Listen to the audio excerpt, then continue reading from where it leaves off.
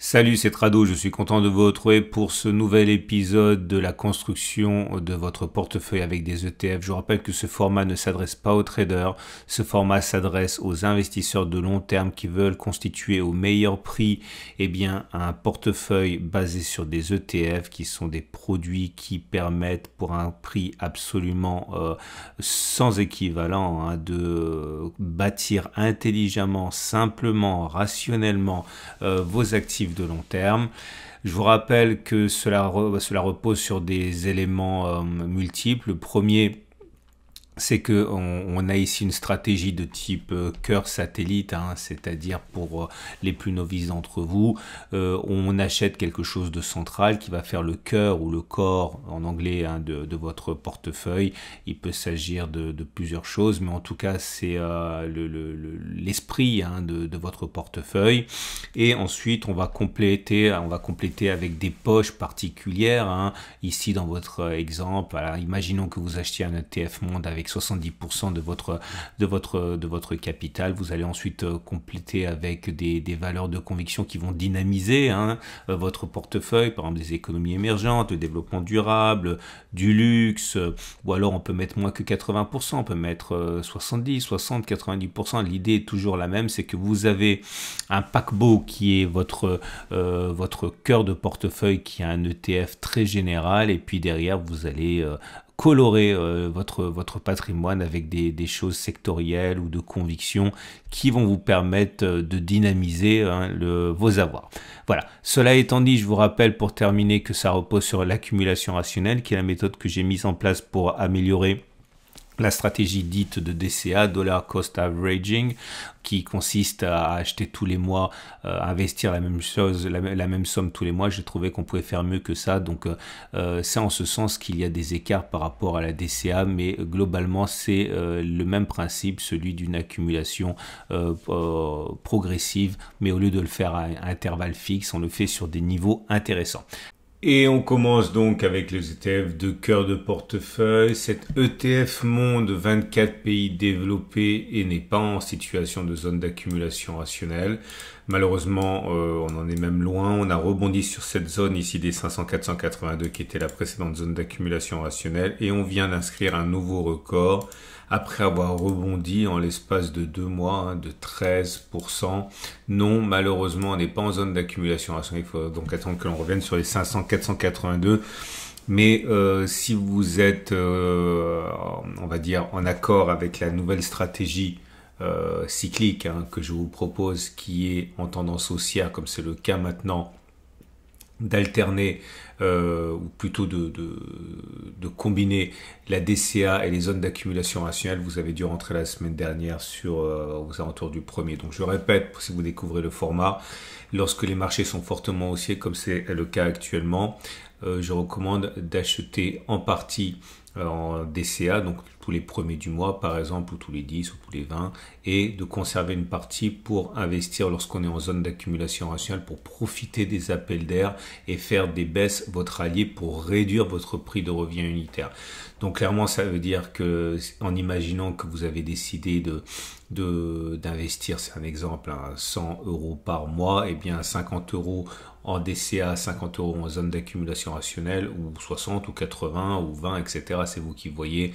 Mais en tout cas, voilà, la partie dédiée aux zones d'accumulation rationnelle, reste bien au chaud. Il faudrait attendre que l'on revienne sur les 500-482 ou qu'une nouvelle se crée.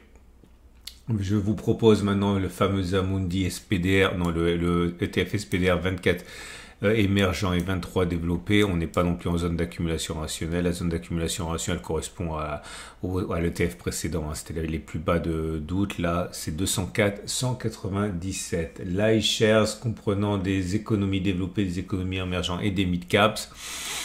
Pareil, on vient d'inscrire un nouveau record ici cette semaine en clôture. La zone d'accumulation rationnelle, c'est 76-73 euros. Le Vanguard tout en un avec les obligations, les actions, les bons du trésor, etc. Un nouveau record de court terme.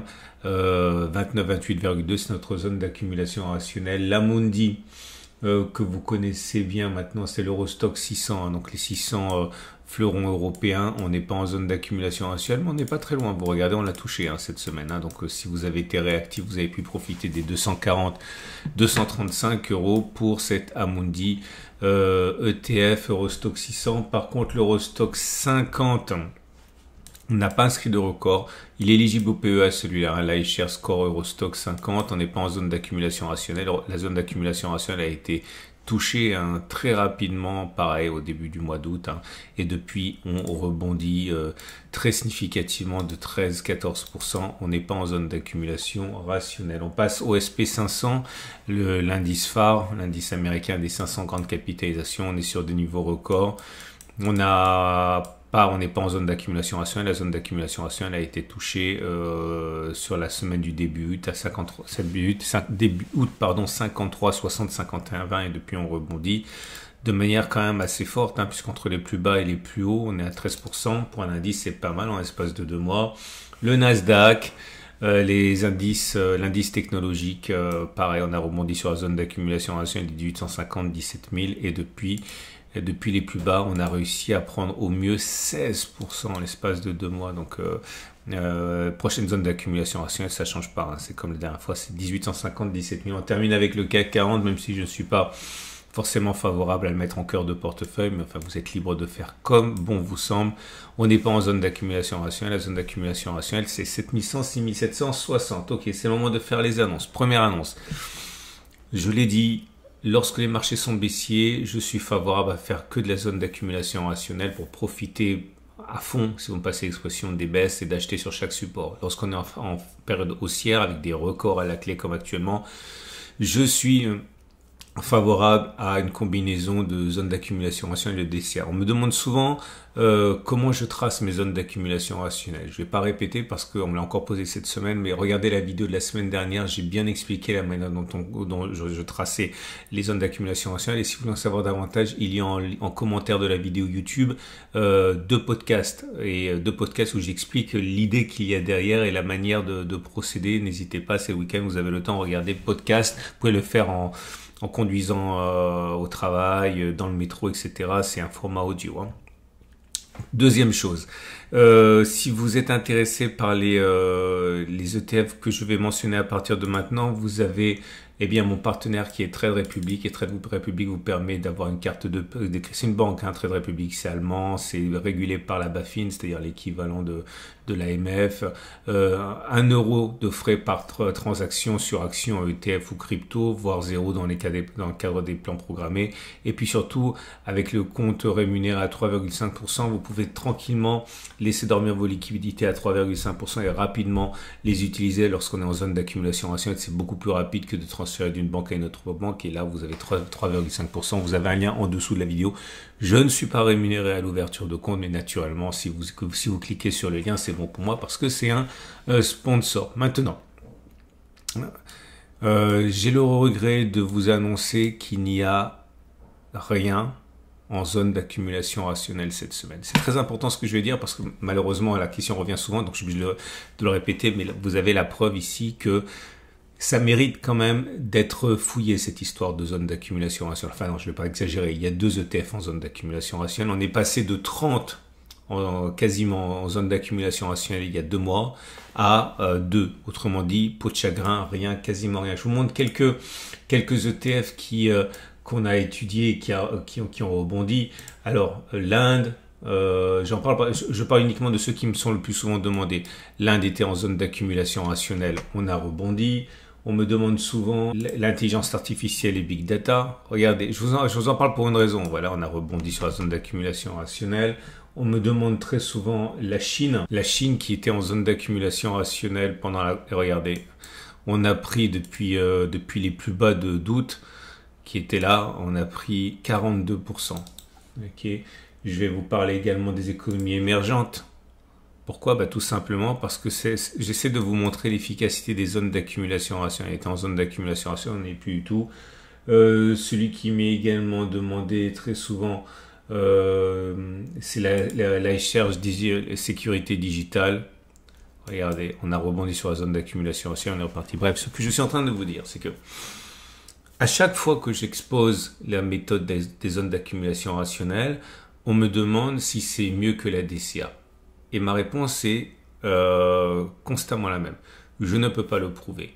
Il n'y a aucune façon de prouver que la méthode des zones d'accumulation rationnelle est meilleure que la DCA. Ce serait mentir que de vous l'affirmer. Par contre, ce que je peux vous dire, c'est que lorsque vous êtes en DCA, il n'y a aucune raison que les creux soient faits le jour de votre investissement. Généralement, on choisit le premier du mois. Il n'y a aucune raison. Ok, je vous montre là, puisque j'ai sous les yeux, je vous montre les données journalières. Voilà, c'était là.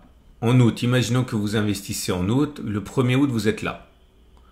On est très loin des plus bas qui ont été faits lorsqu'on a touché la zone d'accumulation rationnelle. On est descendu de 10% entre le 1er août et les plus bas. Autrement dit, et c'est normal, il n'y a aucune raison pour que la date de versement dans votre DCA corresponde au plus bas.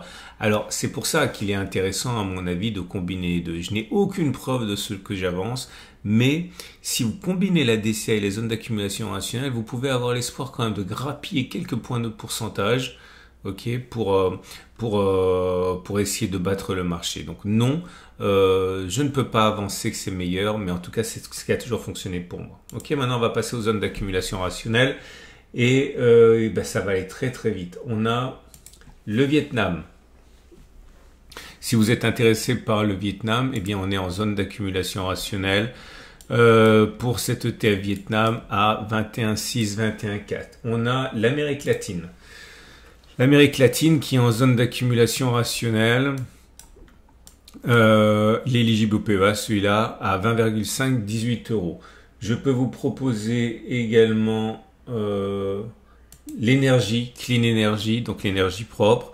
C'est un ETF iShares qui est actuellement en zone d'accumulation rationnelle à 18,7, 17,2. Et le dernier, non, il n'y en a pas d'autre. Ça y est, c'est tout. Il n'y en a que 3. Je suis navré, j'ai rien d'autre à vous proposer. Par contre, ce que je peux vous proposer, c'est d'aller sur mon site et de commencer à faire votre sélection. Si vous allez sur mon site et que vous cliquez sur la vidéo du jour, une retraite améliorée et précoce grâce aux ETF, vous avez ici tous les ETF que j'étudie. Il y en a une petite centaine. Ok, n'hésitez pas à cliquer. Par exemple, si vous cliquez sur les Global Luxury, qui est également le vent en poupe, surtout en ce moment avec la Chine qui redémarre, vous allez avoir effectivement ce qu'il y a en portefeuille, par exemple Hermès, LVMH, Ferrari, Mercedes, Nike, Diageo. Bref, regardez ce qui vous intéresse et soyez aux aguets par la suite lorsque les cours arriveront dans cette zone d'accumulation rationnelle. Voilà, je suis vraiment désolé d'avoir aussi pu à vous proposer. Au moins, ça m'a donné le temps de faire le point sur la méthodologie. C'est une excellente journée. Je vous dis à la semaine prochaine pour la mise à jour. Pensez à vous abonner pour ne pas la louper, cette mise à jour.